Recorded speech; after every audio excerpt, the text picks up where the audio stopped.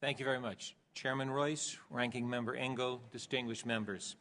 Thank you for inviting me to testify about the tragic events of September 11, 2012 in Benghazi, Libya. The Department maintains a robust global presence at 285 locations, many in challenging security environments where U.S. national security interests are at stake. Every day we work to protect our people and missions by constantly assessing threats and our security posture.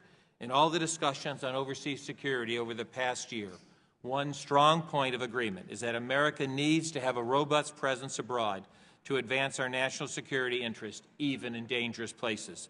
The Department fights terrorism, enhances the rule of law, fights disease, and promotes fair trade. These myriad activities are often accomplished by the whole of the United States government. Over 30 different United States government agencies have a presence overseas in the facility that the State Department manages and secures. Almost as long as the United States has sent its diplomats out into the world, there have been those who abhor the freedoms that America represents and those who seek to do us harm. The attacks in Benghazi in September were a tragedy for the family and loved ones of these four patriots, for the Department of State, and for our nation. As the President has made clear, the United States is committed to bringing the perpetrators to justice. We are also committed to taking necessary steps to prevent such tragedies in the future. While we can never eliminate all risk, our constant goal is to mitigate risk to the maximum extent possible.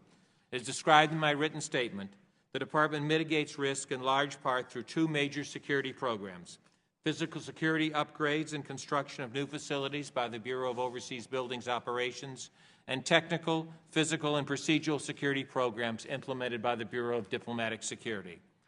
Following the September attacks, President Obama and Secretary Clinton immediately called on the State Department to review and improve security. State, with the assistance of the Department of Defense, deployed interagency security assessment teams to 19 high-threat posts to identify security improvements that could be enhanced and implemented both in the near and longer term.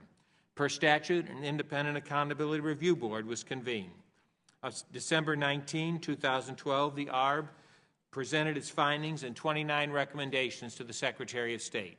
State has already addressed almost all of these recommendations and is working diligently with Defense and others to implement those that remain, those that require more time and resources, such as deploying the full contingent of Marine security guards.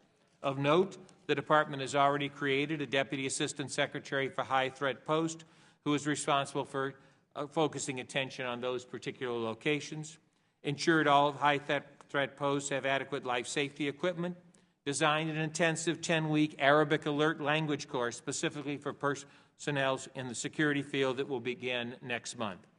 We are reinforcing throughout the Department's workforce the predicate that security is everyone's responsibility. Over the past year, we have been working with Defense to establish 35 additional Marine Security Guard detachments, to increase the size of existing Marine Security Guard detachments, and to establish a rapid augmentation force in Quantico to add additional Marines to posts as the situation warrants. Following the ISET efforts in the autumn of 2012 and the ARB report, the Department requested authority to transfer $1.4 billion from one account to another for an increased security proposal. And in the 2013 Continuing Appropriations Act, Congress funded this request, for which we are deeply grateful.